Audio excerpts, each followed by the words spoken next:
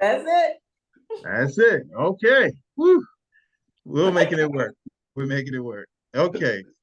As I said, I'm Joe Barden, and I have worked about 30 years in student financial aid, and most recently at the federal level with the U.S. Department of Education, federal student aid, because that's essentially where all financial aid at the federal level emanates from, that unit. And I've worked with teams and led teams with the public service loan forgiveness just before I retired back in December of 23. So I've worked at the state level, of course, the federal level, and also I've been a college financial aid director. So I've seen it from a lot of different sides, and then also I slipped in a tenure with Sally Mae. So some of you may be more familiar with Sally Mae than others if you have a Sally Mae loan and you're paying that back. So I used to work for them as well. So I've been around a little bit as it relates to this student financial aid. But today I want this to be interactive. So to the extent that I have a slide that indicates questions and answers at the end, if there's a burning question, we'll take it right where it pops up so that we can address it. Because to the extent that you fully understand it, then that's good. But I do recognize that student or college financial aid is sort of like drinking water from a fire hose. It's very difficult to sort of absorb it all at once. So if you can't get it all, just as the judge has said, Judge Johnson has said, then you can, it's being recorded so you can go back and, read it or view it at your leisure. Okay, so I'm gonna get started here. All right, this is what we're gonna cover today. What is student financial aid? Right, that's essential to what we're doing. What are the types of financial aid and what are the sources? And then I'm sure if you haven't heard of it, I'm going to certainly go into to some depth the free application, which is the FAFSA. That's how you apply for federal student aid, as well as it can be the linchpin for other aid as well, depending upon the organization or college that would use the FAFSA form. Helpful hints about student financial aid process. And of course, as I mentioned earlier, questions and answers. What is student aid? Just simply, it's those resources that you identify to pay for college. It can come from a variety of sources as well as various amounts. And then the eligibility for that assistance can vary. Right. Does someone have a question? Oh, okay. You'll get a connection. I asked me about that. Okay. Hey, if everybody could mute, except for Joe, thank you. Okay, myths about the federal financial aid. Some of us say that the form is too hard to fill out. This year, well, for starting back in December, the federal government made an attempt to make the form a lot easier to complete. And they were mandated by Congress to do so, or have been for several years. And so they finally implemented that. But it was a comedy of errors, and it really didn't roll out very well.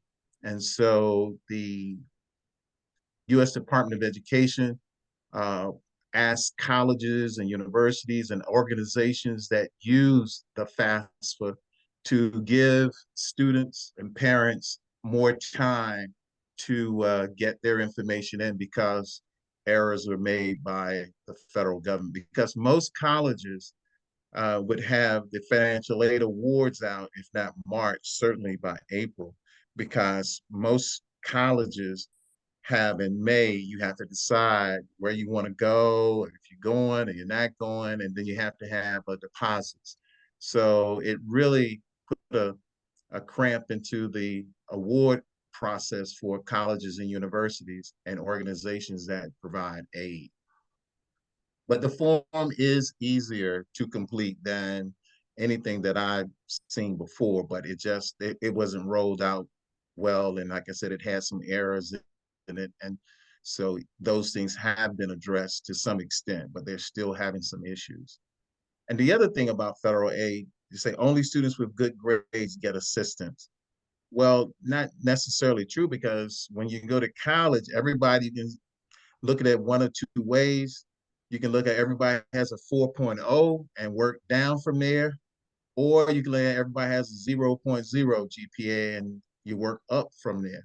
So everyone starts out at the same point if you're a first-time student, going to college. If you're a first-time student, then grades really don't matter as it relates to federal financial aid. It's all about the finances.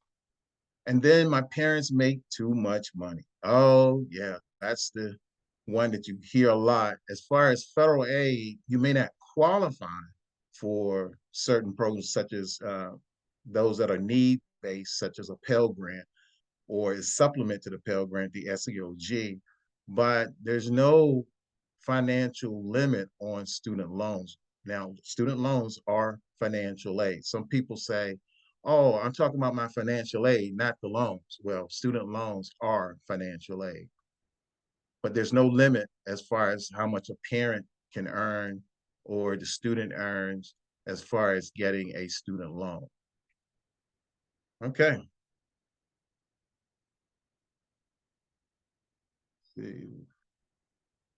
Types of financial aid. There are only 4 types of financial aid, and they all fall within one of these 4 buckets. The one that we would like to have for the most part are scholarships, and scholarships require that you have to, some performance. Athletic scholarships are some that we are probably very familiar with now, and so they require that you have to do something. Or it could be a music scholarship, you have to play in the band. So that's where, scholarships, but generally there's no expectation, as it says there, of repayment. You just perform the activity, what you're supposed to perform, and resources are then allocated for your education. Grants.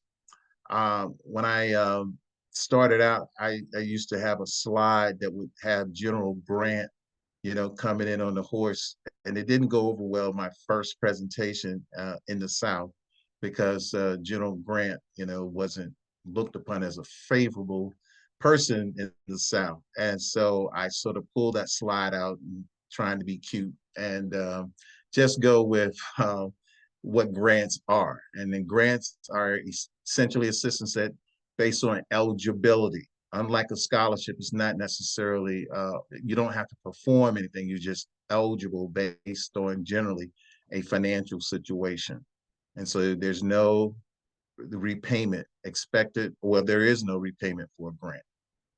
So you're eligible for it, you get it.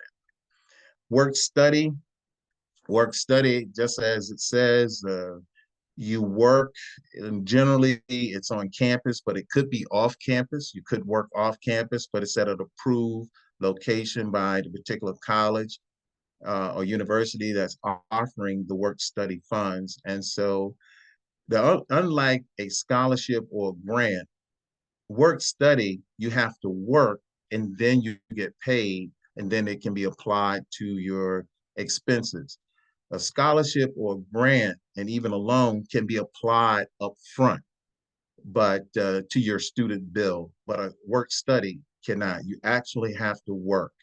So you can't say, if you need to have your bill paid for at the beginning of the term, then work study won't be able to do that, because you have to go into the term and work before those resources can be earned and then applied, to your expenses. And of course, loans. Loans is it's a complexity of loans. There are federal loans and then there are private loans. And sometimes the same company offers both at one time. And so some people now may be paying off a student loan that was a federal loan, and some people are paying on a loan that's a private loan. The difference was highlighted during the pandemic because, as you know, both presidents, Trump and Biden, suspended payments during during the pandemic, and President Biden extended it even further.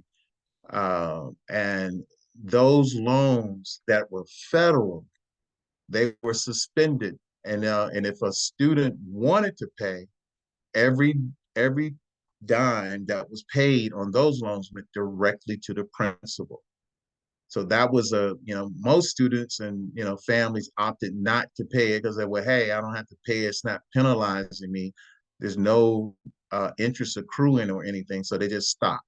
So, but those who were a bit more savvy, understood that and made payments, and it reduced the principal fully. Um, Private loans don't have the luxury and protection as the federal loans. The private loans, in some cases, for you to suspend payments, you have to pay for that service. And during the pandemic, a lot of families found out the difference between a federal loan and a private loan because the private loans did not stop during the pandemic. And so you still had, if you had a private loan, you still had to make payments on that loan. So it's very important to understand the types of loan that you receive, even, within the pandemic. All loans are not the same.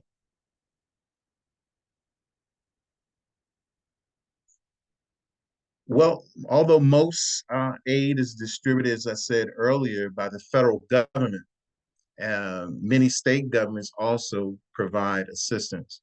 I know this group that's on here are all over the country, but in Virginia here, the state offers financial assistance based on finances, so financial eligibility.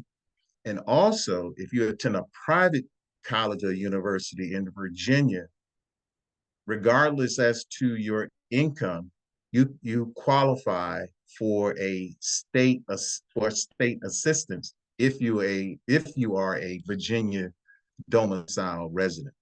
So that means you can't just fly in here from New York and say, oh yeah, I attended college here and I want my address changed and all of that. It takes a year for you to establish domicile residency in Virginia, and it has to be before the term starts.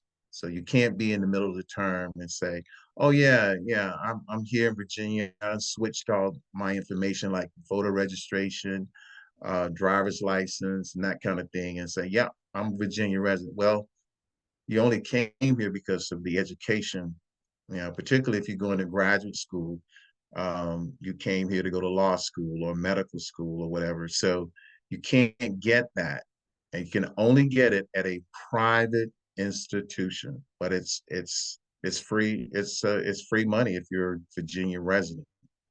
Now that doesn't preclude you from also at a private school in Virginia from getting state aid based on your financial eligibility. So you can get both in Virginia. Now, other states have other programs that are very similar that require you to be a state domicile resident. And the reason I use the term domicile, not to get too technical here, but just because you live in a place, that doesn't mean that's your primary residence. And so your primary residence is where you're domiciled. Okay. Colleges and universities are a great source. One of the things that I always share with families as I have that discussion, I encourage them to have the conversation with their son or daughter as they contemplate attending college, because we sort of think that it's very simple, or there's money out there, and while there is, but you have to go after it, and it doesn't just float down, from somewhere, and you get these resources to attend college. And so to the extent that people are very assertive and identifying assistance and then working with someone who can assist them, then yeah, they can leverage that into getting their college essentially paid for, because there are uh, some colleges offer what they call presidential scholarships, and you have to be a pretty high achieving student to get that, but they offer that to anyone. It can be in state or out of state. And then some colleges and universities also offer what they call departmental scholarships to students, whether they're first students or returning students. But you have to talk with the faculty, talk with the financial aid office to see what's offered by a particular college or university that you attend. And as that what I have there that's bold, for most families, it's much easier to get into college than to finance it. It really is, because one of the things I understand, it's a very emotional decision about attending college, particularly for what we call quote unquote traditional families, that 17, 18-year old, you fill up the car, everybody's happy, and you drive to campus, you unload, go into the dorms, everything's fine. And then, you get a note from someone says that, hey, you need to stop by the bursar's office or the business office because there's some things need to be taken care of. And I don't know if any of you looked at the cost to attend colleges lately, but it's very, very staggering. Some of the Northeastern colleges, which tend to be more expensive anyway, are approaching $100,000 a year for undergraduate education. Yeah, I said it, $100,000 for an undergraduate education for a year. And that's why a lot of families are now reconsidering some of these situations as far as where they want their son or daughter to attend. At one time, state universities didn't have the quote unquote prestige as some of the Northeastern institutions, but a lot of them now are beginning to have that. The states have invested more resources in their state universities, and they're much, much, much cheaper. But then you also have to be careful there, because and I'm not going to name a particular college, but some state universities are large. And so you may have a classroom, or what they call it a classroom, it's more like a theater. You could have 400 or 500 students in there, in that in that college classroom. Now, if you were attending these Northeastern universities, the most of them may have 100, maybe 200 in a similar kind of situation. So, it could be very, very different. So you have to investigate, and it's very, very, very important that you do that very, very early, because so you'll know if you're going to attend a particular college, how much it costs, and also be candid with your son and daughter about how much the family, has designated, for them to attend college. So some colleges may not be affordable, and particularly if you have more than one child who may want to attend college, it becomes a real challenge where, how do we finance one and not the other? And or you tell the first one, no, I got to save some for the second one. So I mean, it's a very interesting and potentially dicey family situation. But if the son or daughter knows early on what the commitments are, then they can sort of uh, channel their applications to particular colleges. Because I've seen families get into what we call the quote unquote reach school for an individual, but then struggle to look at how they're going to put the resources together to make it happen. And part of that is too many families wait too late to look into financial aid. Because so if a family is looking at $100,000 college and the student's a senior and we're in the spring before they graduate, then it's going to be, and they said, well, what's out there? Well, essentially nothing, unless you can stroke the check. If you can write a check, then, oh yeah, no problem. But if that's a challenge for you as a family, then you need to start very, very early. But it's doable. I have helped families finance, you know, uh, college education and what we would think would be very, very expensive situation, but they've started early, very early. Foundations and organizations, another source, and there are a lot of foundations and organizations out there that distribute millions of dollars. They do, they really, but you have to apply. Again, you have to apply. And I know in a African Methodist Episcopal Church, there are scholarships that are offered for persons who belong to that denomination. And other denominations have something very similar. So you need to check if you're affiliated with a particular church or denomination. There's a church up in Northern Virginia that provides extensive scholarships for students. And it's a Baptist church. It's a Baptist church in Northern Virginia. And they are just, I would say, the vanguard of providing those opportunities. But again, you have to be a member of the church, or they have identified a particular neighborhood, and generally the neighborhoods are students who are coming from what I call underserved, situations. So, but look at community and civic organizations because they too offer opportunities. There are organizations that are community based that as part of their mission is to provide scholarships for local students. So although you may be attending a college outside of your local community, because you're a resident in that community, you could get resources from that group or organization.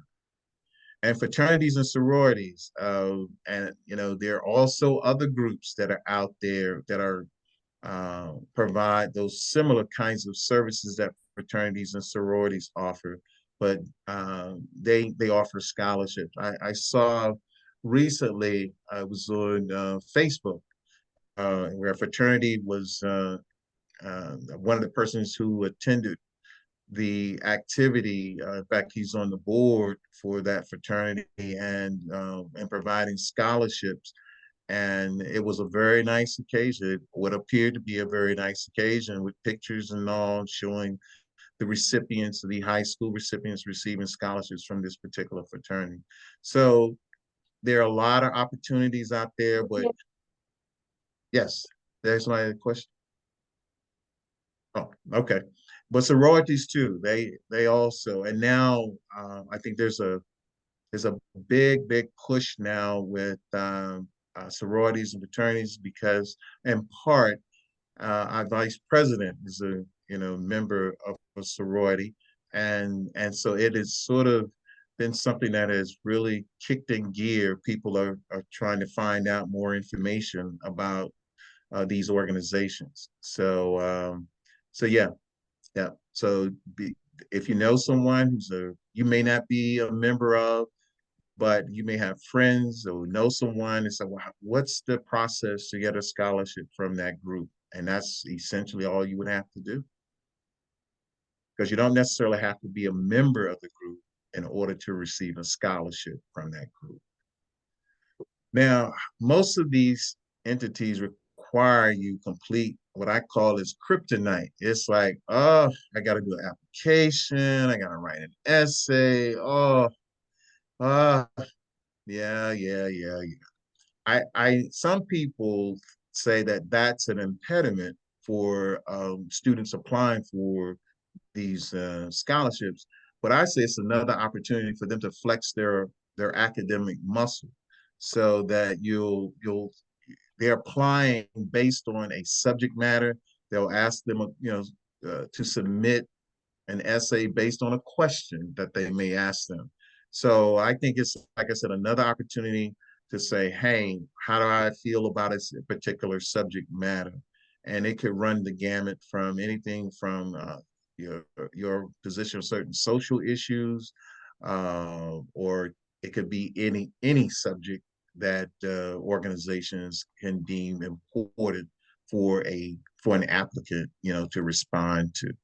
Yeah. And then also, as I call it, quick Google search, will lead you to a lot of information. But be aware that there are organizations out there that, are scams, and they'll tell you they can guarantee you, so much money, just send us a check for such and such and such, and we can guarantee.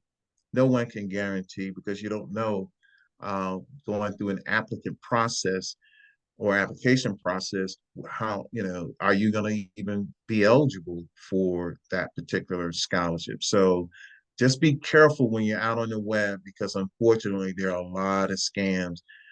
And let's say, for example, something pops up from an organization that you feel you're familiar with.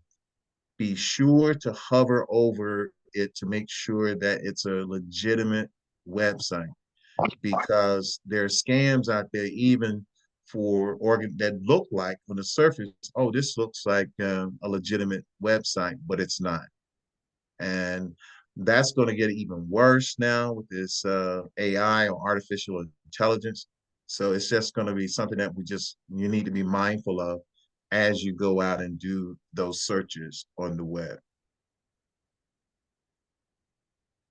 Employment and and other companies, that there are many employers that are out there.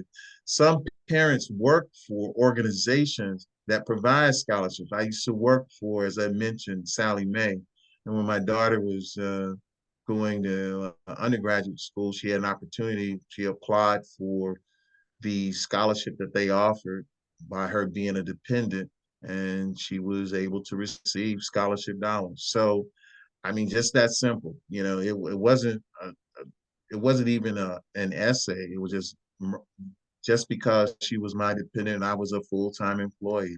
So check with your employer to see, if they offer, some assistance for dependents, or if they offer something just in general for students who attend a college or a university. And if you're not sure where to go, check with your human resources department. That's normally the area that would know just what's the process for that. And of course, labor unions offer scholarships, both as a union, as a dependent of a union member. Generally, that's the way it goes. And so that's another good area where you could identify scholarships. And then there are associations, professional associations. So if you want to become an engineer, then okay, the National Society of Black Engineers is one organization that offers scholarships. And so you got to do some heavy lifting here, but if you're willing to do it, then there are opportunities or potential opportunities for young folks. Okay, now I'm gonna pivot to the FAFSA form, which is the free application for federal student aid. Yes, as I said earlier, FAFSA, they made some change. The federal government made some changes, and those changes and rolling it out presented some challenges, and so they're a little behind on the processing for the 24-25 year. But I would encourage everyone, if you haven't, some people have opted to say, well, it's all messed up, so I'm not going to apply. See what I can say. You're inside. You're inside. Hey, Kimberly, Kimberly. Yeah, I muted it. Oh, It thank keeps you. it keeps unmuting me. Okay, thank you. Sorry. Okay. All right. But yeah, this is something that you still need. Some people will say, well, I make too much money. Well, a lot of colleges and universities, even on their scholarships, they require students to, or applicants to, complete the FAFSA. So you need to do it regardless of your income. I'm gonna say it again. Regardless of your income, still complete the FAFSA. And it's gonna ask for, yeah, it gets a little intrusive because it's gonna ask for things such as your income and some of the federal, I mean, some of your financial documents. So it'll ask for your information.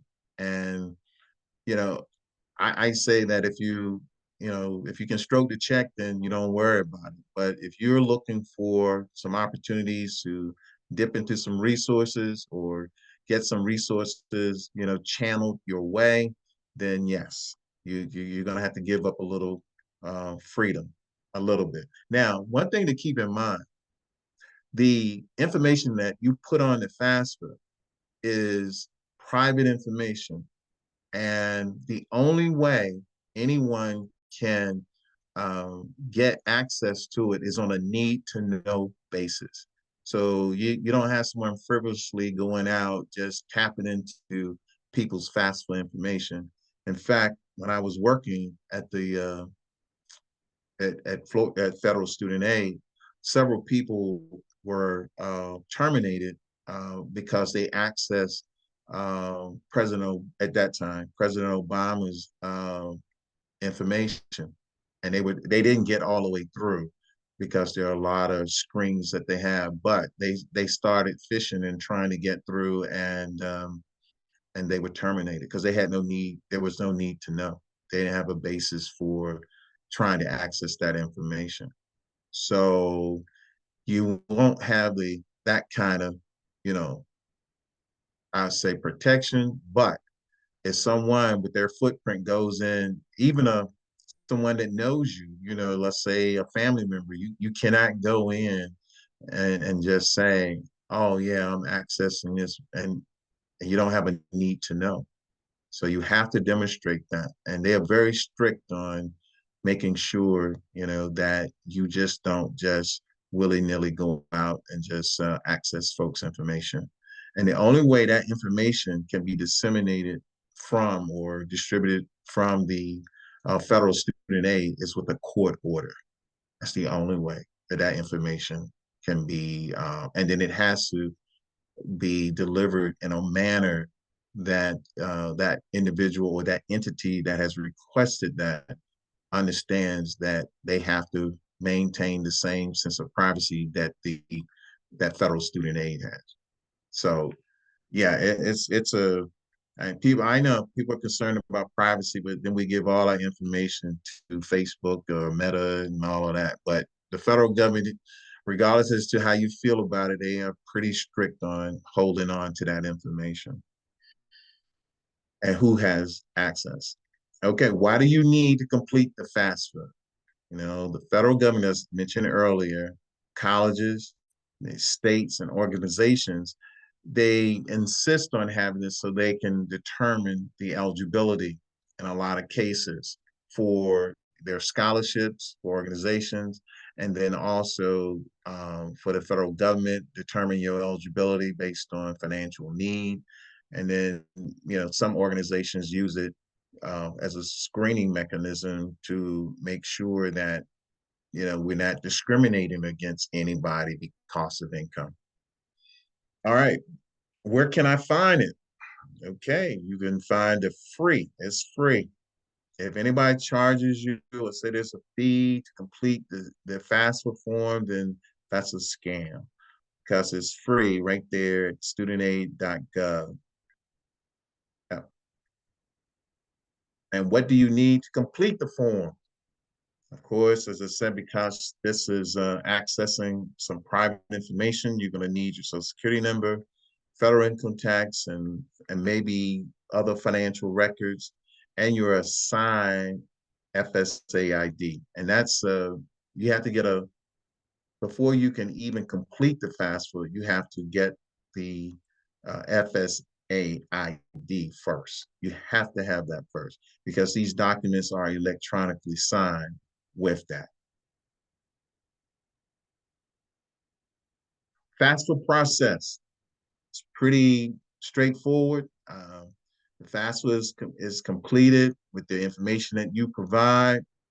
Now, just be very careful and don't put, if you earn, for example, $100,000 and you put down there, you put an extra zero on that, you've pushed your income, way up, and so sometimes if it's way out of line, they'll flag you, but generally it won't. It'll just go ahead and process it. Yeah, because that's the information that you provided. So you need to be very, very careful in how and where you put or how you enter your information. And as I said earlier, it's electronically signed with the FSA ID. And parents, don't do this for your son or daughter, because what you end up doing is putting your information in there and it's under their name.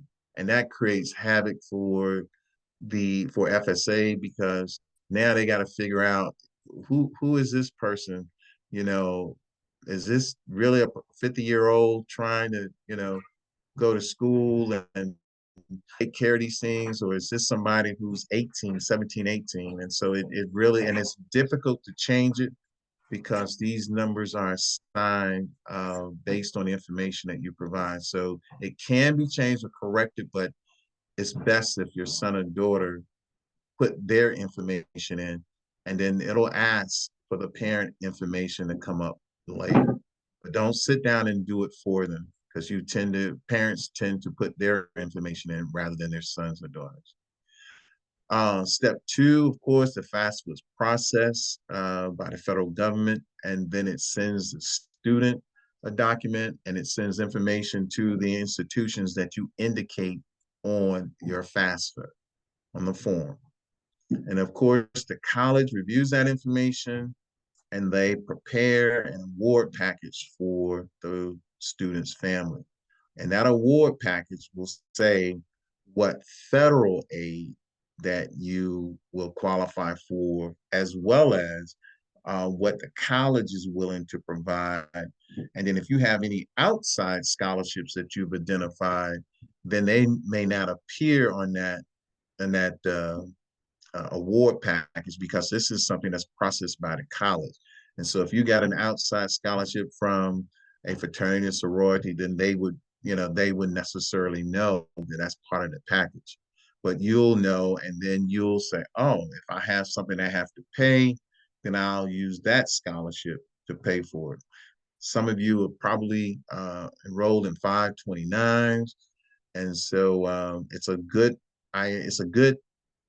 avenue, but check with your financial advisor about using a 529, because some of you, based on your income, it may not be advantageous. So, but I'm not giving financial advice. I'm just suggesting you talk with a financial advisor as to what works best for you and your family. And then the family makes a decision. They'll sit down, and if you don't like what the college has determined what you're eligible for, you can appeal that decision, and there's no penalty to do that. You can say, well, I was unemployed for several months, or we had a new addition to our family. I mean, things happen. Families are dynamic, and so if there have been what they call substantive changes in the family or income, then yeah, you need to let the school know at that point, and they can then ask you for documentation to determine that that's correct. And then if they're satisfied with that, then those awards can be changed.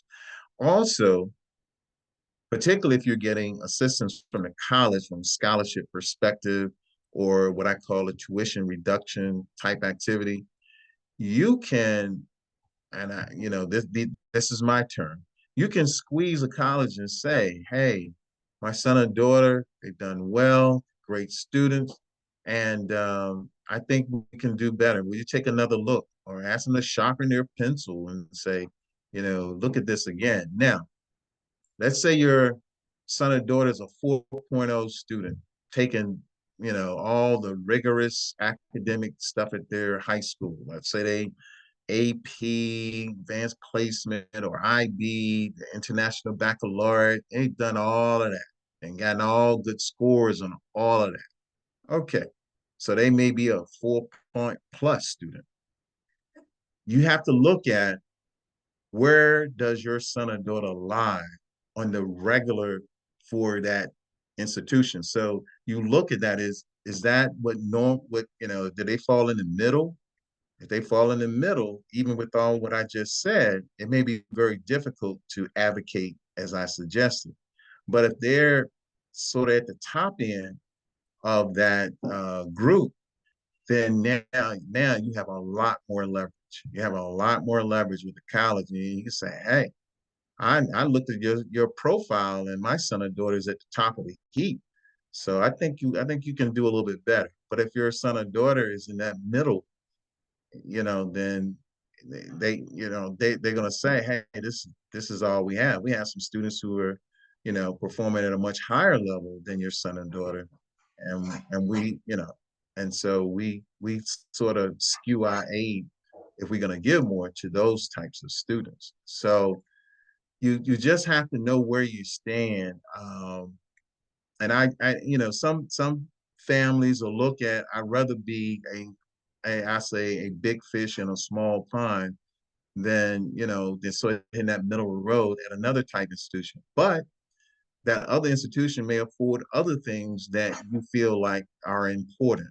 And so to the extent that those other tangible things are important for you, then you're willing to say, okay, well, they aren't going to give any more, and we're going there anyway. And that's fine.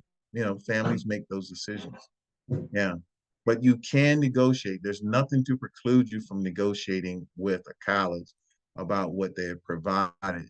And so I would tell every family, everything is negotiable. Everything. So if you get an award letter and you don't say anything, then they assume that you're okay with it, although you may not be. So it's very, very important to be mindful of that. Helpful hints.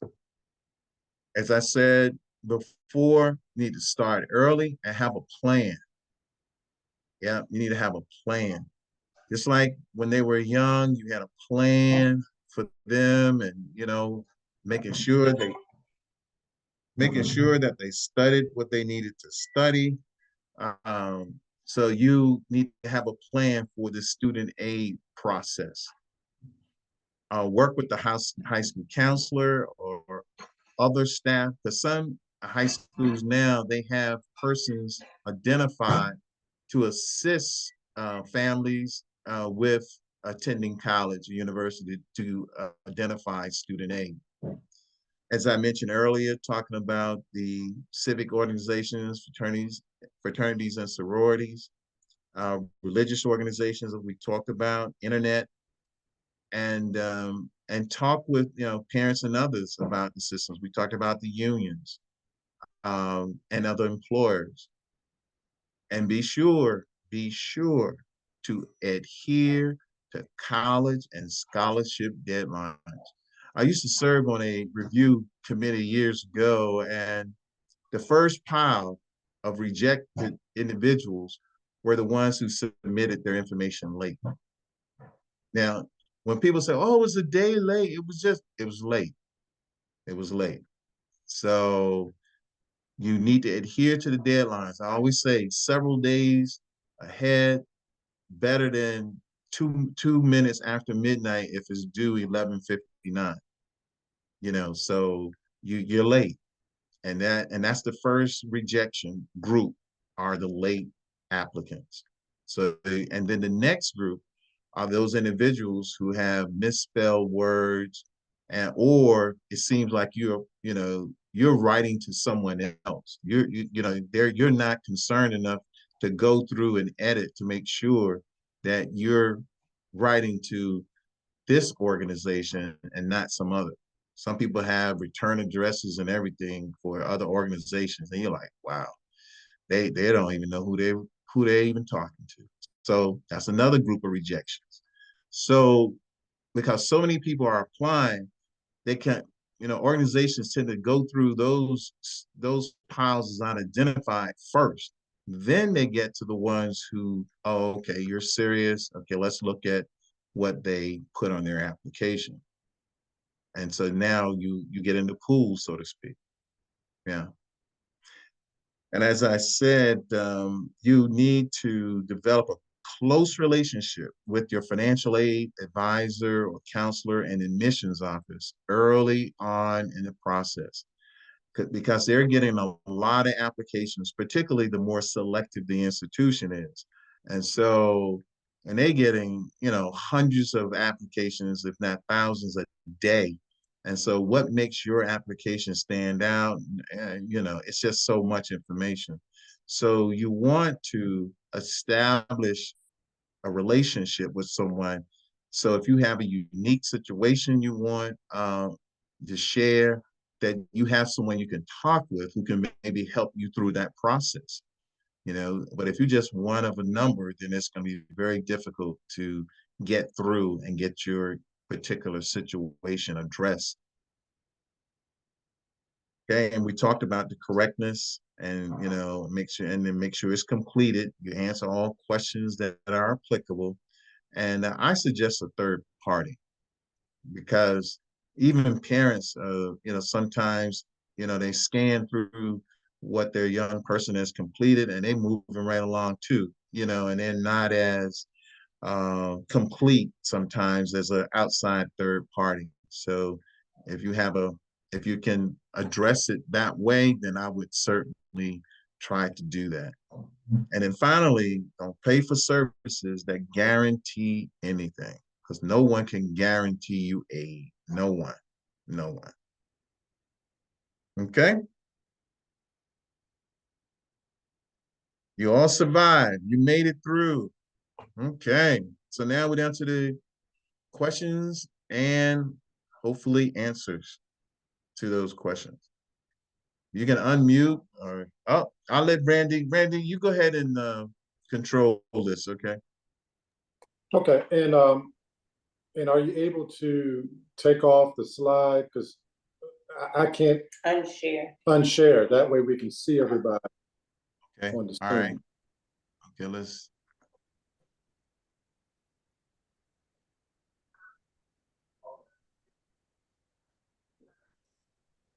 Here we go. All right. All right, they did it? Yeah. Okay, all Yeah, right. and I'm glad to see young Hunter and his mom on the screen. When we set this up, I was actually thinking about them because Hunter's graduating or has graduated or graduating what? I graduated last week, I believe, May 29th. So that was last week. Okay. Congratulations.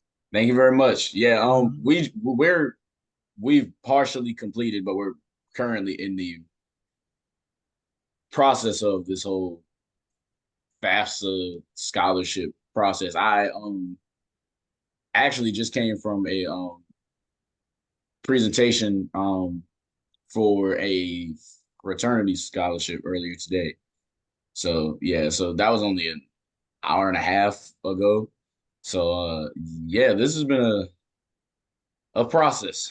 It's been a process. Yeah, it is a process. You're exactly right. And Well, Hunter, I'm sorry, go ahead, Carl. I do have a question. Mhm. They made the initial financial aid offer when he was accepted. I guess that was merit scholarship, No, that's that. Wait, you mean the school or you the mean school, when he was accepted. And we just sent the letter back saying, yes, we accept this. the financial aid offer? They offered a merit-based scholarship from the school when I first got it, which is a whole different. Right. So that merit-based scholarship came with his acceptance. But when I filled out the FAFSA and got back, that was required also by the university. Right. And I saw that tiny little dollar amount. I don't know. I didn't know that I had the option to call the university and say this is not acceptable. I thought they kept telling me we're waiting for the FAFSA, which I Right. completed in December. Mhm. But I didn't know that I can say, can you do better than this? And who would I Yes. talk to about that? I've been emailing financial aid and they kept saying, oh, your FAFSA offer will come out soon. But Right. Well, the first of all, if the amount that he initially received, mhm, let's say for just sake of discussion, let's say it was $10,000. All okay. right.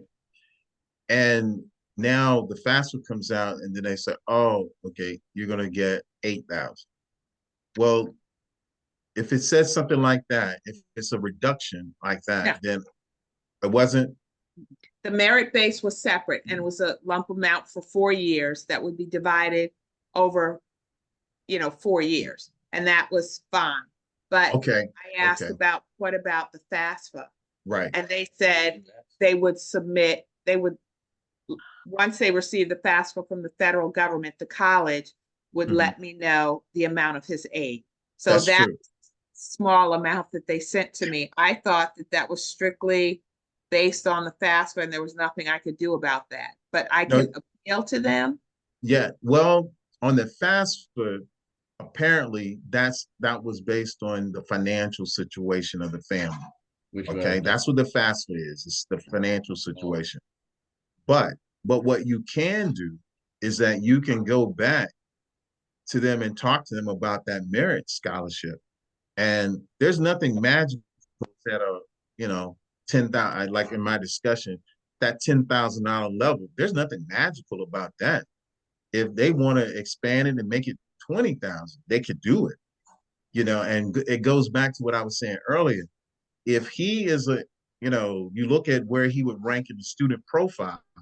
If he's ranking above their middle student, and towards that upper end on the right side, then yeah, you got a strong argument. But if he's kind of right there in the middle, then it may be a little difficult challenge to say, hey, but I would still ask because Okay, I'm gonna tell you this is you to use a marketing term, this is dynamic pricing. got it. Okay. It's dynamic pricing. And I'm telling you, if they you and see, but you got to market him in a way. And I'm not saying, like a commodity, but what I am saying is this though. If he's, if he has the grades, he had the rigor, he had the grades and the rigor, and and you guys did that. I mean, you guys could do better. You just could say that. You guys can do better. And just don't blink. Don't blink. And don't say anything. When it's that pregnant pause, don't you say anything. Because the first person who speaks loses. Okay? Okay. And see, I wasn't looking at it like that. I thought, I okay, if know. I push for more, then we won't get anything next year. Nope. Or, I didn't know how that worked. Nope. But I know other students were offered more who didn't come to the university because they got full rides other places. So I'm thinking that money's free now for me. That's right. That's exactly right. You're absolutely correct. That's why I said this is dynamic pricing. And so, and they're, it's like athletic. The coaches tell every recruit the same thing. They're trying to get them. And so they're telling, if I don't have to spend as much on your son, then I can get him anyway. And then that saves me money on others. Then yeah, we had a great year, you know? But your thing, and this is an annual process.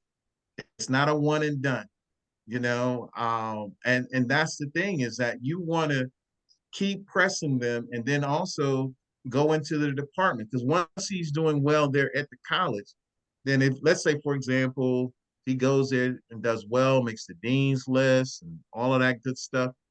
Okay, now he's showing not only was he a good student coming in, but he's above your students here at this college. So now you got more ammunition to go in there and say, okay, I think we need to up this a little bit more. And then they'll shake their head and they'll hem and haw. Well, I don't, but don't say anything. You just sit there, just like you looking at me now, you sit there and look at them just like that. And don't say a word. And your son will be like, oh, mom, what you doing? Mom, you know, you're gonna blow it. Nope, you won't blow it. Nope, Now, no. who has the power to make those financial decisions? Is it Well, every whoever financial aid officer or only? generally, well, generally it's not that I had, and I'm not gonna name the college, but it was a college in the South in Atlanta. And that person was trying to, they called me up and they said, hey, this is the situation. I said, look, same what I just told you. You go back in there, you show them how well your daughter has done, and you just say, this is a strong student. And compared to your profile, above your student profile, and you just sit there. They gave him more money for his daughter to go to school. So, and I'm just saying, it does work, but you got to have something to work with, you know. So if you're like I said, if you're in the middle of the road, even if you're at a select college, if you're in the middle of the road, it's more difficult. But if you're above their student profile, and the other thing that I do, I know with the whole thing with affirmative action and all of that and all of that, if you're going to a non-HBCU, No, it's an then It does. it's a HBCU. Yeah. in So the South, in Atlanta. yeah. So Hunter, tell Mr. Barton where you're going and ask him if he's had any personal experience with your so school. so I'm going to Morehouse College. So Look, yeah. look. So Now, the I'm gonna tell you a little secret, Morehouse. Tell you a little secret. My son graduated from Morehouse with a really. tuition, room and board, and book stipend. You hear what I just said? And then I, when he went, and then and then he was talking about, well, I'm looking at, name the school. I'm looking at, I don't care where you looking. The thing is now they're gonna pay for that. And so what it is at that time, it was a lot less, but still, it was about, they were hitting about at that time about 30, 35 a year, you know. So I'm not gonna let him make a decision on that. No, this is where you're going to school, young man. This is the I mean, he won, it was cool, but he was looking at these other places. I'm like, nah, we're not doing that. And so, and see, the good thing about those scholarships is that they're inflation proof. So if tuition goes up and you got a tuition scholarship, okay, you got a room and board scholarship, room and board goes up, okay, I'm good. And he even had a book stipend too. I mean, so, but I had to go fight though. I had to fight. I had to fight. Yeah. And yeah. what I Yeah. mean in a good way, in a good way. Yeah. Yeah. In a Yeah. good way. I would say that I'm in IB Okay. for my high school, or I was in Right. IB for the high school, Mhm. and I would say compared to the average student, I'm well ahead of everything, just with Yes. activities, Yes. sports, and Yeah. things like that. But among IB students, if we're purely going test scores and grades, then I'm like above average for IB, but not as far above average as I would be compared to the average student. So I'm not sure how that'll Well, look. the thing is that I would, and I'm like I said, I'm a fondness for Morehouse. In fact, my son gives money, and I even send some of my money there. But the thing is that if you've done IB, and have you with IB, how many courses did you do IB with, or was it your entire program IB? So I started IB in sixth grade, and I did the Okay, entire diploma program okay, you through did a diploma. through Okay, through halfway through my junior year, and then I okay, dropped two of the classes. So I think I ended up with five IB classes okay. when I Now graduated. the thing is that did you take the exam and all that? I did, but the part of the reason I ended up dropping the classes that I did is that they revealed to me something I would have preferred to have known before that I got it in was the idea that we don't get our test scores for IB until we're already in school. We don't get the Right. test scores until like September. So Right. I already have been in college for a month and a half by then. So when I first came in, I was thinking it would help me get in, and it was something that was more to help, like the IB credits were to help me more once I got to college and getting into college. So I have no idea what my test scores were because we took them in early Right. May. So I won't get the results back until September. So I Well, already my son ended up being a second, I think it was second semester sophomore when he was at Morehouse. And so he studied abroad and, did all of that. And, he was what you'll find out, he was a Merle scholar, and you get scholarships to study abroad.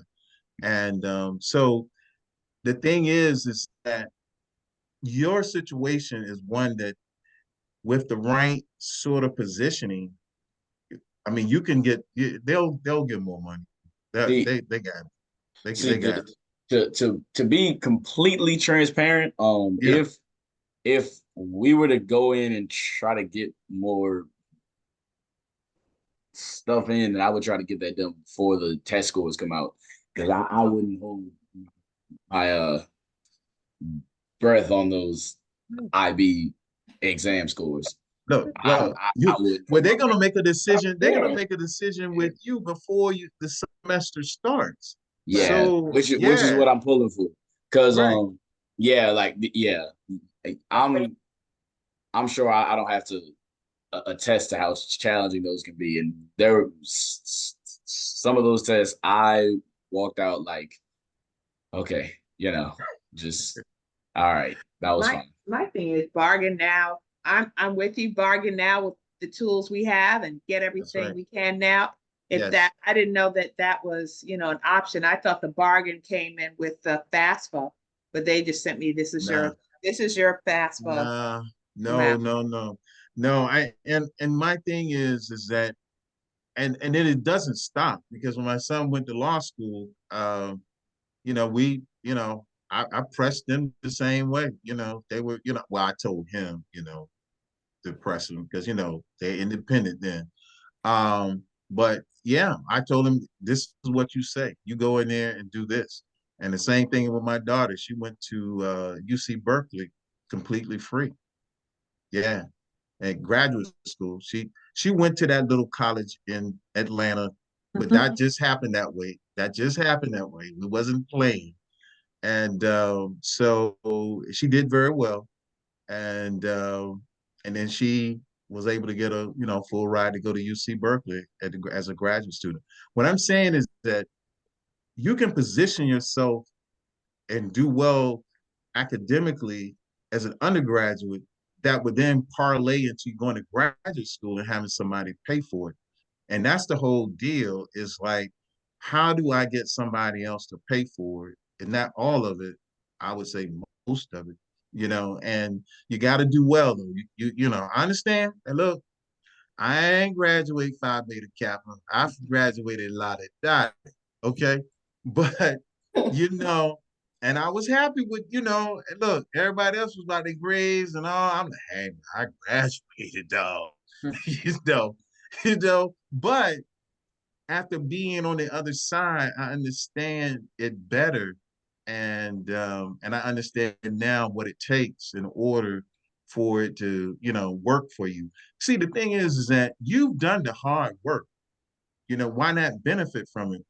Very few students take IB. That's number one, and then even a smaller number take the exam. You see what I'm saying? So you already position yourself in a very positive situation. And yeah, I would, yeah, you don't have to, don't go in. If you go in there with, well, I took the test, kind of well, yeah. No, man, you gotta go in there, like they say, you can't tell a Morehouse, man, but you can't tell him nothing. You once you learn that aspect of being a Morehouse man, you're gonna look back on these days and go like, wow, man, that guy was right, man. You can do it. but you gotta be confident in what, and you do have, it's not like you don't have something to offer. You do, you do. But too many folk think that, well, maybe not. What they can say is, well, we can only offer you what we've already offered you. That's the worst situation. That's the worst. So yeah, you have nothing but an upside. Well, I know we can, talk offline, and we can get into that unless somebody else has a question, you I know. know Judith has had her hand raised Yeah. for a little bit, so Ms. Bowles? Yes, thank you. This is for grandchildren. Sorry. My time of having it for my children is long past. So, hello? Uh-huh. Yeah, I'm here. Okay, so I have three questions.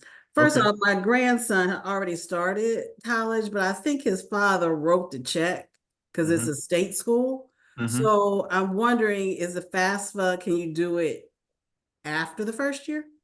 Sure. It's every year. You got to Every year. complete it every year. Yeah. Oh, okay. Yes, every year. And what I suggest, families, you put together either electronically, or I was old school, so I had an actual paper folder that Yeah. I kept everything, every letter, every correspondence that you get, you keep in that folder to make sure that, because sometimes people get what I call selective amnesia, and they'll say, no, that didn't happen. And then you're like, yes, it did. And they're like, well, no, I don't think so. I think you misunderstood. I would go to my little folder and say, I don't think so. And then they go, oh yeah, that.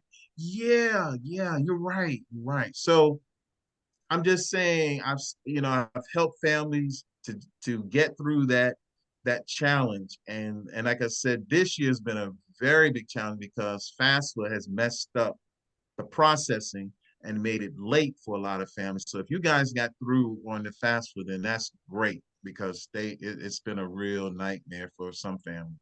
Yeah, I had to have because I can't access, like I said, remember, can't access it anymore anyway because I've retired, but I never access information in people I'm working with. But the thing is that I had to have somebody else to assist and, help them get through the log jam that they were in, and they were able to help them get through that log jam. Yeah. So, but yeah. My second question is, and I probably already know the answer to this, but it's just for colleges and university, no other tertiary training, trades, nothing like that? Yes, a good question. It can be used for trade schools, and but you have to make sure that the school is approved by the federal government to use federal student aid. And you can easily get that information by contacting the school and say, hey, are you eligible for federal financial aid? Yeah. And so that means they're eligible for Pell Grants, SEOG, as I said, Supplemental Education Opportunity Grant, or student loans. Yeah. Remember, a loan is still financial aid. Yeah. Yeah, nobody wants that. No. I know. But I always say this, if it's the only way, then I would say bite the bullet and do it. But if their son or daughter or grandkids are not real serious about it, I kind of sort of, nah, I wouldn't do it. No. This third question is probably stupid, but you said the FSAID, you gotta have that first, but is that something that you get when you first start applying, then you get Yes. it in the verification You situation? get it, you go to studentaid.gov, and there it'll show you how to set up and get your FSA ID. Yep, All right. studentaid.gov. And last question. Okay. I thought I overheard when you were talking to Miss Ford and her son, something about, I don't know, it seemed like they had already applied, or you had to put down what schools you applied to or whatever for them to Yeah. get the information. But then you say you got to apply early. So do you have to have a school picked out before you apply? Well, the FAFSA, you have to have the schools picked out. Now, let's say you pick 5 I think you can pick up to 7, I believe. And is how many? I can't hear you. Yeah, I don't know. When we did it, they, I think, had a minimum of 3. He knew the school he wanted, but they said a minimum. Okay, all right, minimum of 3. But my thing is, let's say you put down 4 schools and your son or daughter doesn't want to go there, or in your case, your grandchild, they don't want to go there. You know, they decide that I don't want to do that. I want to go to another college. You just contact the FSA and say, I want my information now sent to ABC school, and it's no cost to do that. Yeah, yeah. The other thing that a lot of parents don't consider are community colleges, community and technical schools. One thing, now, I'm not against education for anyone. Number one, community colleges offer a very good education, and most of those colleges, their credits can transfer to a 4-year, particularly state institution. Okay. Now, there's some other entities out there. They're not community colleges. And I call them the back of a matchbook college because they those credits can't transfer anywhere. And so beware of those colleges. And then they come on TV late at night. They on your son could probably tell you, come up on TikTok and all of that, telling you we can get an education in 18 months and all of that. What I'm saying is that just be leery of those institutions because the credits, if you go there, and some of them are qualified for federal student aid, but you go there and if you don't complete, your credits won't be able to transfer anywhere. So you're better off, much better off at a community college. And you say, I want to try, get my feet wet a little bit, and see if I'm, really want to do this college thing. Go to a community college. They're much cheaper, and the college credits will transfer to a state university, no problem. No problem. At a state university. Some private schools may, it just varies. But as I said earlier, a state university is much cheaper. And now the quality of state universities has gone way up. So you're getting a quality education at a state institution. And of course, it's for your son going to Morehouse, small classes, and they'll let him know when he ain't going to class. And I said it just like that. Yeah. Like, what? What? Yeah, these people tripping. I ain't telling them I ain't going to class. Yep, yep. Because they're small enough where that they can sort of keep tabs in a way. And you're paying real money now. It's real money. Yep. So it's not something, and then sometimes young people don't understand because it's a lot of paper being shifted around and nobody sees dollars moving and they go like, okay, well, I ain't seeing the money going anywhere. So it must not be that much. It is. It's a serious commitment. It's a serious commitment. And I would encourage the second most important thing, I would say once they get into school, now the students aren't gonna like this, but you as a parent or grandparent, you go to the registrar's office and get what's called a FERPA form. That's a form, it's FERPA. And what it basically is would allow you as a parent or dependent to then be able to access the grades. Yeah, because see, they're 18, as far as the government's concerned, and you can call to the college all you want and say, well, I'm paying the bill. Where you think he go when he ain't in college? Da-da-da-da-da. Ma'am, sir, I'm sorry. I can't divulge that information. We don't have a FERPA form on file. So when y'all drive, wherever you're driving to, down Atlanta or Charlottesville or Blacksburg or wherever you're driving to, you make sure you get that form filled out. Now, your son or daughter has to complete the top half, giving you the authority to access those grades. But yeah, because they sometimes may not, oh yeah, the computer, mom, dad, I don't know what's up with that computer. They tripping. Yeah, okay. So the semester goes, You don't know what the grades are. Then something comes to the house and saying that, he got an outstanding this and didn't pass this. And you like, and then the other thing, parents, I know it's a federal law that you can't open other people's mail. True. Look, if I feed it, I can open the mail. Anything I feed, I can open the mail. Now, if I don't feed it, okay, well, I can't open that mail. So your privilege, because I'm saying, well, you paying rent, you pay rent here, so then I can't open your mail. You renting, okay? But if I'm feeding it, I'm paying tuition or whatever, buy computers and buy them clothes that they like and all of that. I got to have access. I'm sorry. So parents, I know you want to treat them as adults, and you should. However, you at the end of the day, if something falls through the cracks, you're responsible.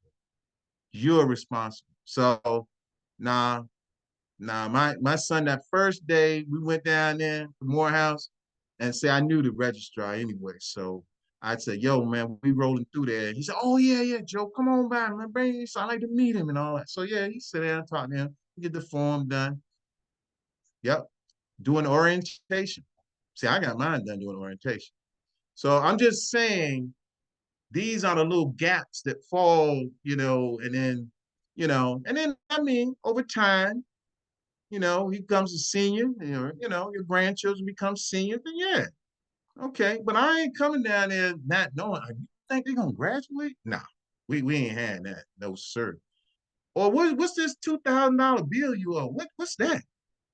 Oh, I don't know, them people tripping. They tripping. Okay, now we done paid all this money and but got hotels, and we coming down to a graduation and it's $2,000 that you owe. What? When did that happen? So I know that was a long explanation, but stay on it, parents and grandparents.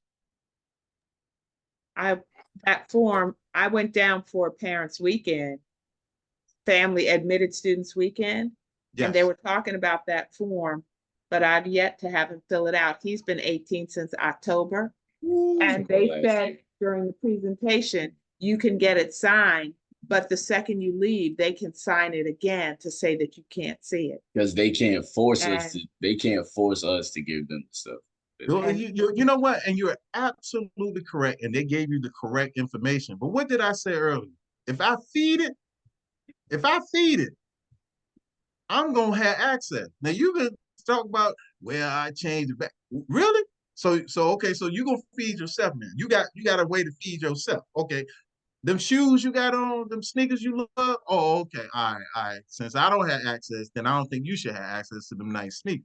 So I'm just saying, parents, we have to reassert So if who they we change are. their mind, that means they can pay their own bill. They got a side hustle. I'm not saying they may not have a hustle. If they do, all nice. That's good.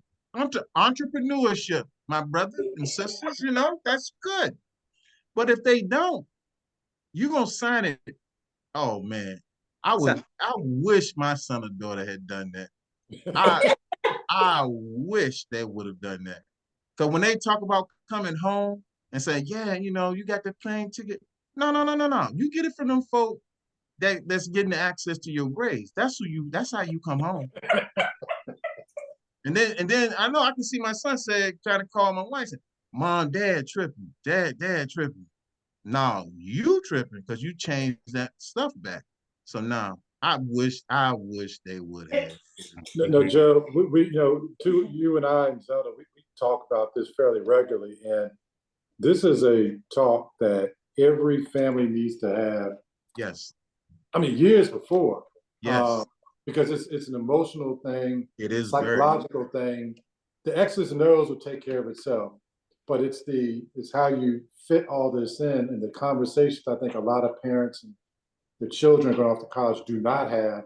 Then people are 2 years into this thing and they're $100,000 in debt and it's not working out. Yeah. And a lot of people dropping out of college, but they owe six figures in loans. Yes. Because they didn't have these adult, honest conversations about what we can do, what we can't do, and the expectations.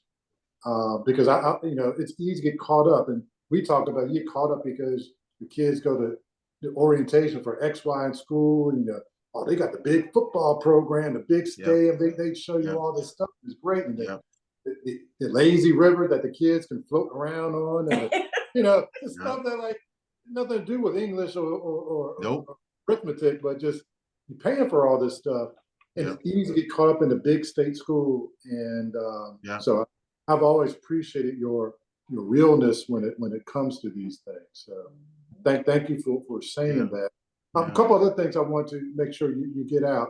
Okay. The scholarships, like the VTAG and other aid, like VTAG, Virginia Tuition Assistance Grant, that's where the state pays for, put some money if your child goes to private school. Right. They have a term, don't they? They're not indefinite. So if your kid takes 10 years to graduate from college, there's only so many semesters for these scholarships. Is that correct? Yes, that's correct. But particularly on that, that's called the VTAG in Virginia. Yeah, Virginia Tuition Assistance Grant. That's offered by the state.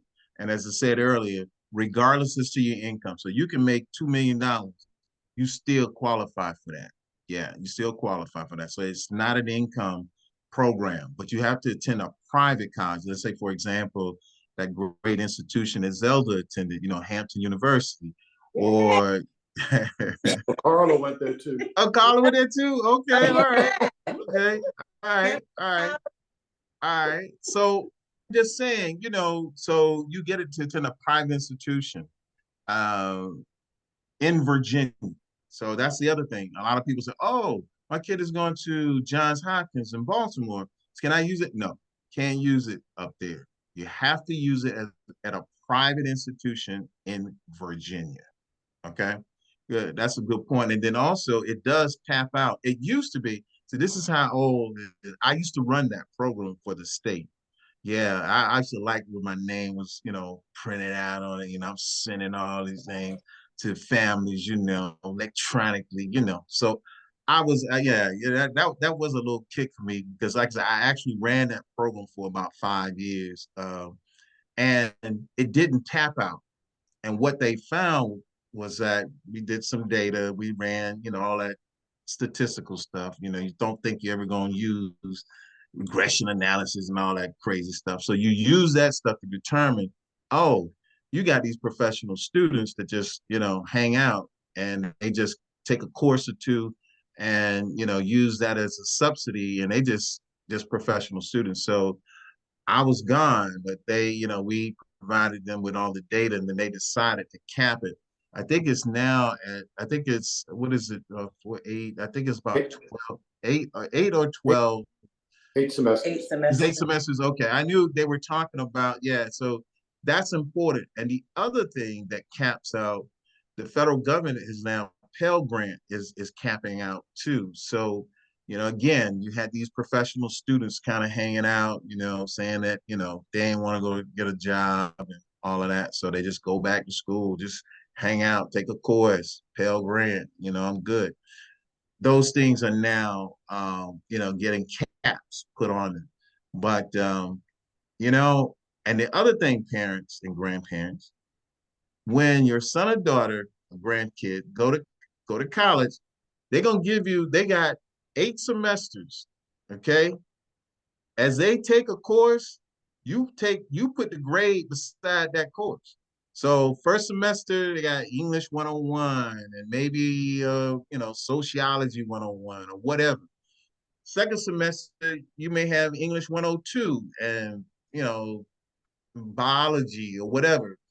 You put that grade in there based on the courses that they've taken for the major, their intended major. So you keeping track of it. Okay, he did all right first semester. All right, cool. We're on second semester, the third semester, fourth semester. So there's no surprise, parents. There's no surprise. Yeah, I had a friend of mine who, was talking about he didn't know if his son was gonna graduate from one. I was like, dude, you done spent money coming out here. You don't know if your son gonna graduate?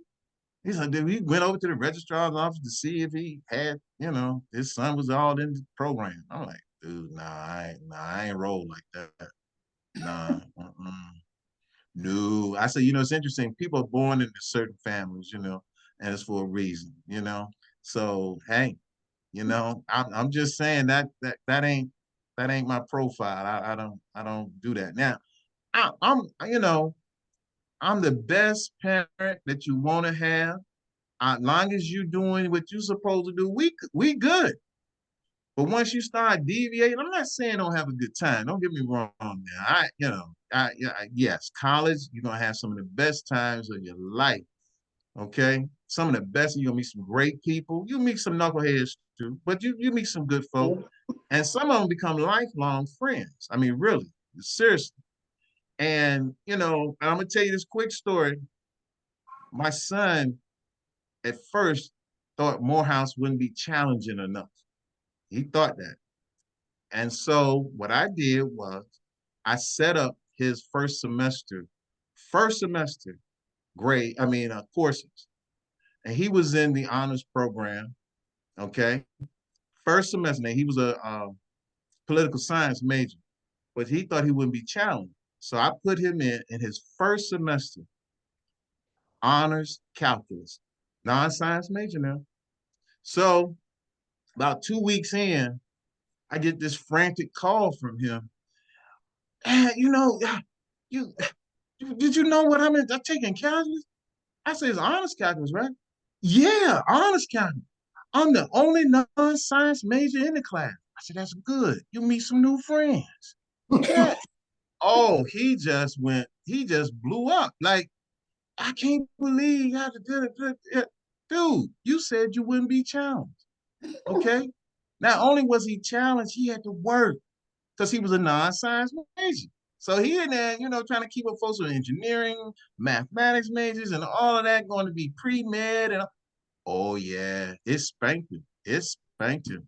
Yes. But he still graduated Phi Beta Kappa though. He did, you know. But the point is that you can't now you can't outdo me on this one, man. You may have some other stuff you get over on me on, but not on this. No, sir. And he thanked me, years later that, the experience he had at Morehouse, because once he finished law school, he had that conversation that I'm glad that you did what you did. I ain't like it at the time. I understand. I'm on trying to be your friend now, if that happens, we good. But, and that's the thing that's important is that you got to give them the best situation so that they understand what they're getting.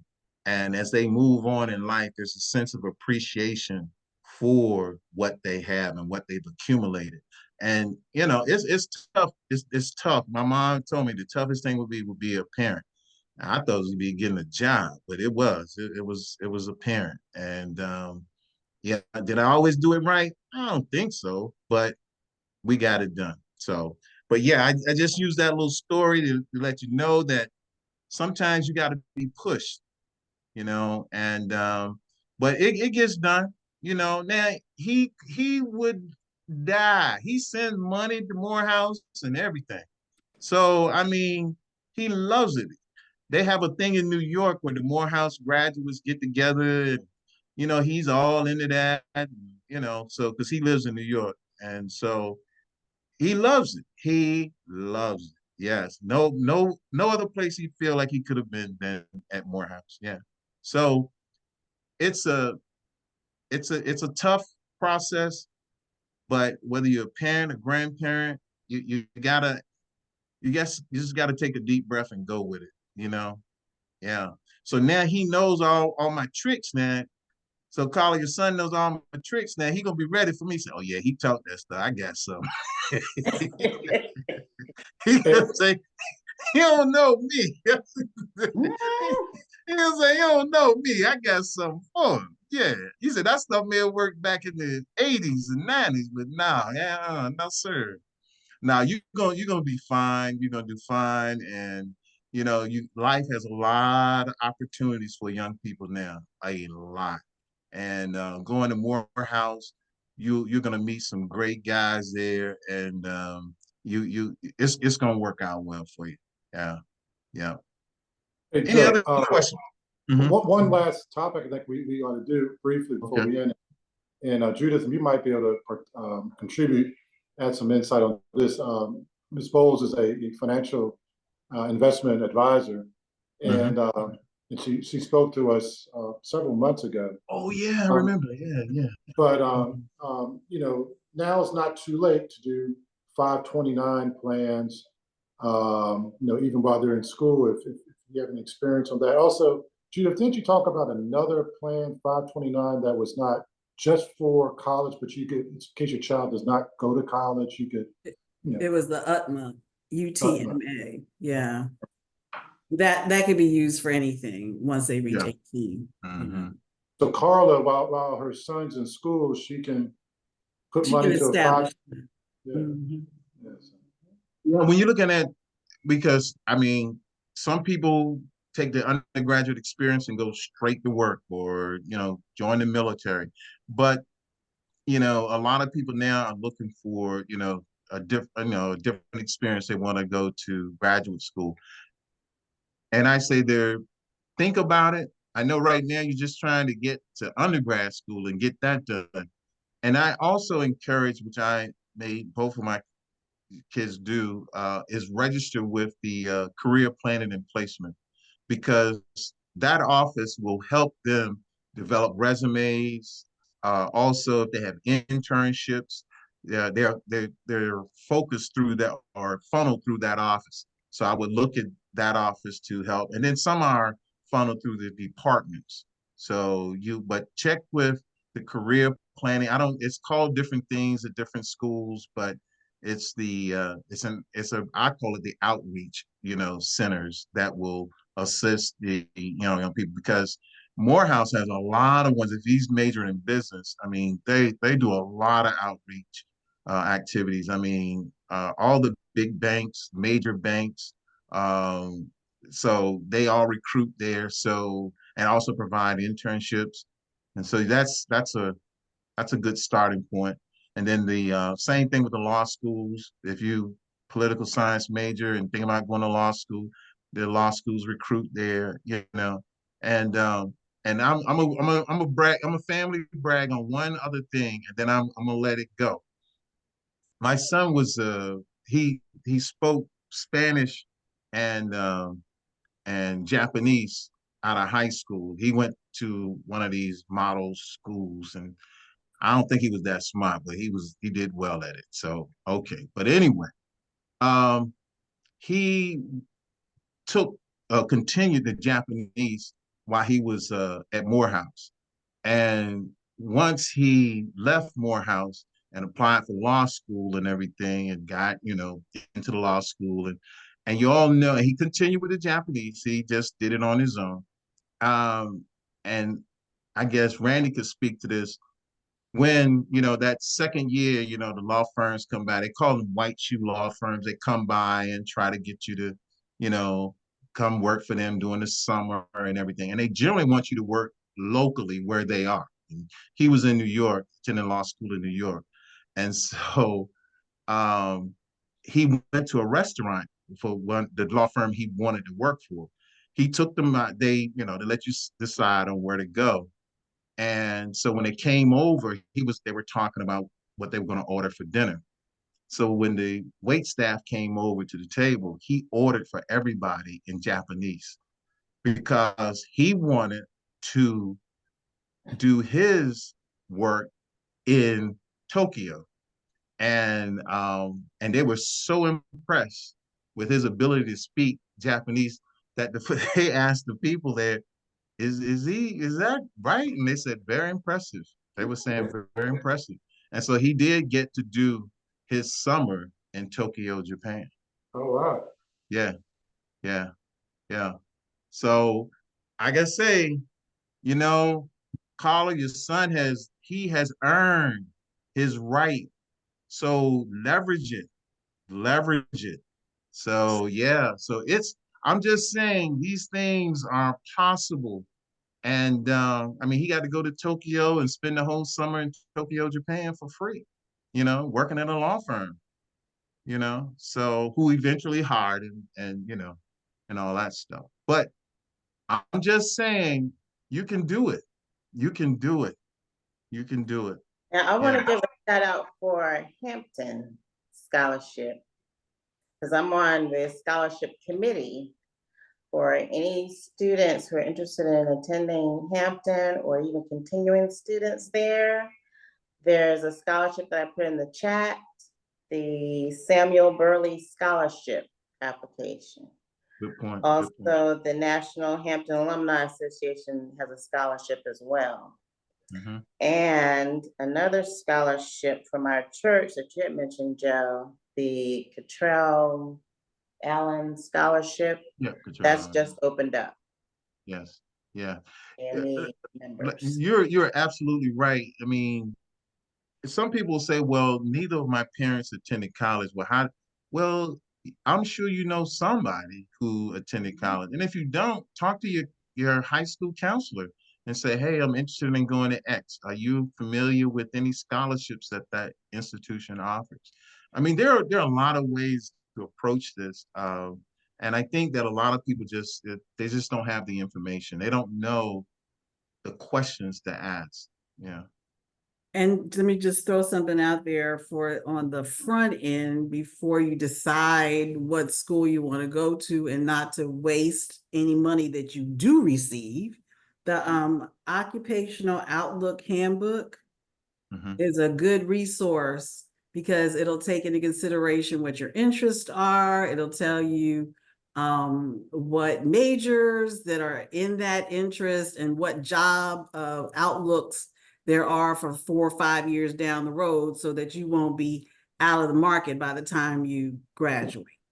That's a very good point because I remember a long, long time ago. I don't think any of y'all were all in elementary school then, but I remember that there used to be something called a telephone information operator. That when you would dial, you know, the number, the lady comes on and she says, may I help you? You tell them what, you know, who you're trying to reach and they would give you that information, you know, over the phone. Well, those jobs don't exist anymore. Or something called a stenographer, you know, somebody sitting there taking notes and stuff. Some is done in courts now, you know, but other than that, that used to be all over corporate America. Right. I went to undergraduate school typing on an IBM Selectric typewriter. I mean, Carla, your son don't even know what an IBM Selectric is. You see what I'm saying? And he should know. I mean, okay, what's that? You know. So I'm just saying is that that's how fast technology, you know, has turned over, and it's going to continue to turn over fast. So you're absolutely right. I think that, you know, to look in those areas, you said, well, you know, I'm thinking about this. Now, if you have a passion for being, you know, drama and you want to, you know, for the arts, I'm all for it. I'm all for it. Yeah, you got that passion, you know. But make sure it's a passion and not a notion. Yeah, and Okay. even sometimes you might have a aptitude or passion or whatever in one field, but you don't have an idea of all the opportunities in that field that still can make you money. Where, I mean, I'm sure Kodak wish they knew that digital digital was down the line, you know what I'm saying? So, I mean, but a filmmaker is a filmmaker no matter That's what, true. you know what I That's mean, no true. matter what is That's true. medium. But you know, it's always good to have an idea of what is Yeah. going to be needed down the line. So yeah. I agree. You're absolutely correct. You know, it's just that you know, I remember there also used to be something called an IBM card. Okay, when I went to college, you had to go to each department to get a card, and then you put the cards together and you take that to the registrar, and they put a front on it, a header on it, and an end card behind it, and they put it in the machine, and you got a printout. And look, hey, that's years and years ago. The concept is still the same, but it's all electronic. It's all electronic.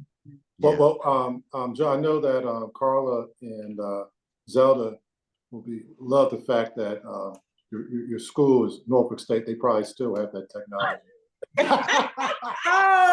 Oh.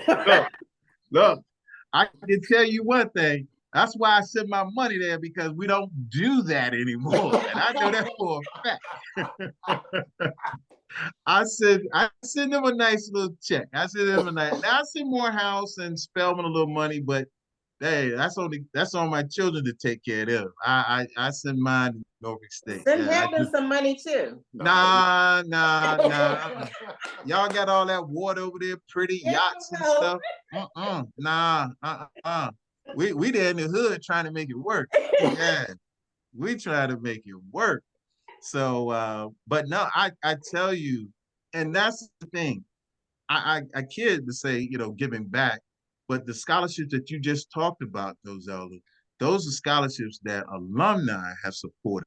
Yeah. And so those are the kinds of things that I don't try to chase money through when I send the money, to Norfolk State or Morehouse or Spelman. I don't try to chase it. I just write a check and y'all just do what you need to do, and it's important because we have to be the ones to support these institutions if we say that we really believe in them, because when institutions go out to corporate America, wherever, the first question they're asked, well, what's the percent of giving of the folk who went there? So you say this is so good and everybody thinks it's so great. What's the percent of giving? That's the first question. And I'm going to tell you right now, Hampton, I don't know, y'all do something out that water. Y'all must take them out there and baptize them in that water. Y'all do pretty good. You really do. And so does Spelman. Spelman does a real good, I don't know what they do, because my daughter went down there and she was all signed to go. We had her to go either to Chapel Hill or Howard. And I knew the guy that was at Howard. We had a good package and everything. She went down there to this program they call Spellbound, came back. Oh, Dad, this was made for me. I got to go. I said, they tell everybody that. No, Dad, I got to go there. I'm like, well, we going over here. Then I had to reconfigure everything, and like they say, the rest is history. Because she went there, did well. I mean, she graduated. I guess the last family thing I'm a king on. Yeah, but she graduated salutatorian in her year. She was second in her class. And that was an interesting too, because we went down early just to kind of hang out in Atlanta, my wife and I. We went down early, and we just happened. She was like, "Oh yeah, I got this program, and I got to go to and all." I'm like, "Oh, okay. Well, what's the program?" "Oh yeah, it's for the students who graduated with honors and stuff." I said, "Oh, good. So where what's your, you know?" She said, "I'm salutatorian." I said, "Whoa, wait, whoa, whoa. Well, you ain't tell nobody. How long you known this?" "Oh, about a month." "A month? What? You did?" I say, What number happened to the two, FERPA? What happened to the FERPA? I didn't check that. I didn't. The academic standing, Graduating. the academic standing wasn't. I'm just checking grades. I ain't trying to calculate what it. I'm just like, what? So it was like a nice little ceremony they had and all, and it was nice. But she's so unassuming. She's better now. She's much better now. But she was just like, "Oh yeah, yeah." I was like, wow. I'd have been look, had it been me, that's why I ain't graduate salutatory. I'd have told everybody. I'd have put it out there on Facebook. If I had Facebook then, I would have told everybody. Yeah. I mean, it's just that, that's a great thing. That's a very nice achievement and that kind of thing. And, but it was so surprising. It really was. It really was surprising. So what I'm saying, all of this is doable. Parents, grandparents, it's doable, but you gotta stay in there and be assertive. You may not want to use the word aggressive, but certainly be assertive. Yeah. So that's it. No more plugs tonight. Thank No you. more. Congratulations. Thank you. Yes. Doing Thank you. an awesome job. Congratulations as a dad. Yeah, well, I appreciate that. I Happy appreciate Father's that. Day, too, to all the fathers. Yeah. Well, hey, you know, like, look, I always say, Mother's Day, you can't get a restaurant, you can't reservation. Father's Day, you can throw a rock in there, won't hit nobody. I said, man, but that's okay. That's okay. We They do gave what you we your do. Father's Day. They gave you your Father's Day presents for a lifetime. Those Well, stories. I'm very, very proud of both of them, and but as I said earlier, it was no guarantee. It was no guarantee, but because I'm in this profession, I understand. I listen to or have listened to parents talk about how difficult it is for them to make ends meet because they had to pay back six-figure student loans. Right. And they say, had I known, I had the information, I could have taken a different route. And so I understood that going in. So I had a little bit more information and knowledge than most. So yeah, so that's why I'm much better prepared, and I help my relatives out, and they always calling me some of them calling me all in the morning, early in the morning. Like, hey, cuz I was on the internet and I saw this. What's up, man? Can I do what? What time is it? Oh man, it's about 3:30. 3:30, so I'm just saying your relatives will tear you up, but it's all good, and I have no problem doing that. Now, at the last Your slide. number. Anybody call us, we'll give them your number and tell them to talk Yeah, to you. you give him my number, and So but Carla, I'll give you Joe's direct number. Call them anytime. yeah, you can call me anytime. Don't call me 3:30 in the morning. Thank Don't you. do that. We will be calling you, but it won't be at 3:30 in the morning. It will Thank you be very much. during When you're in the decent hours. registrar's office, when you're in the financial aid office down in Atlanta, you give Joe a call. Yeah, I'll pay for your plane ticket. It'll be a small price to come to Atlanta. Look, Let you ride you in know the what? car with us. You can ride in the car with us. Last year I got a friend's kid in Morehouse, and it was Morehouse, and he said, man, they squeezing me, man. They not giving anything. And I told him what I just shared with you. You make your case, and his son was pretty good, credentials and stuff coming out of high school. I say, but don't say anything. I say it's gonna be an uncomfortable pause, but don't say anything.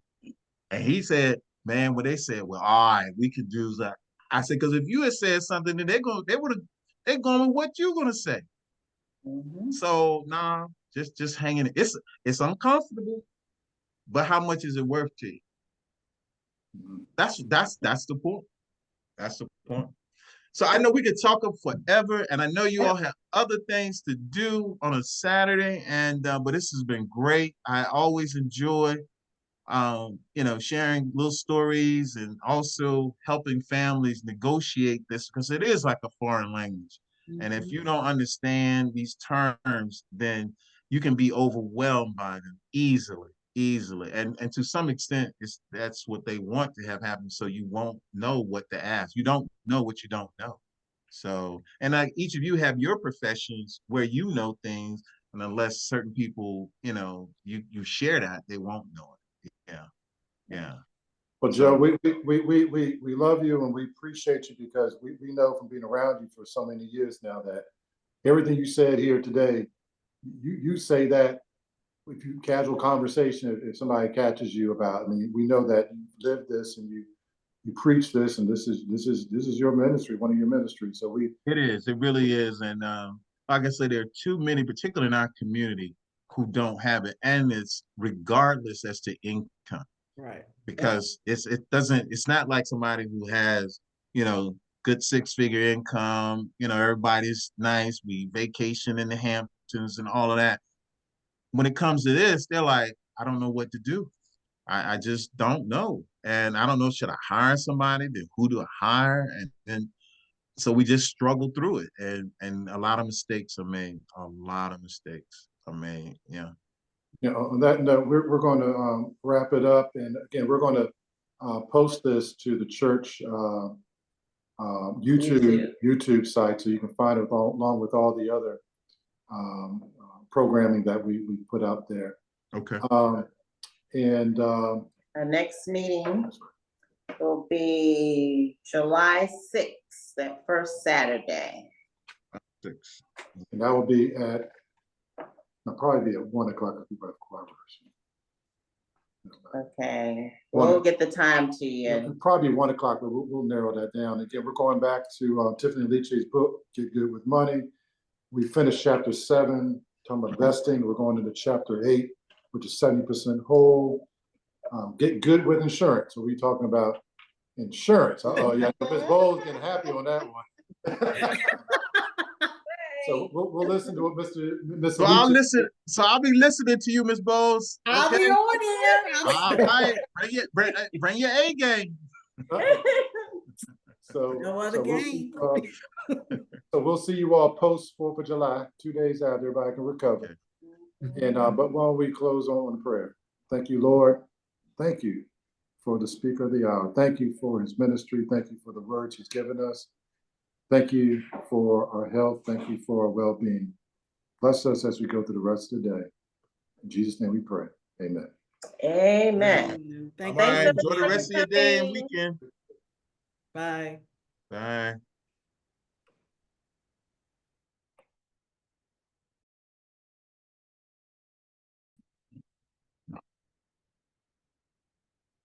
Please.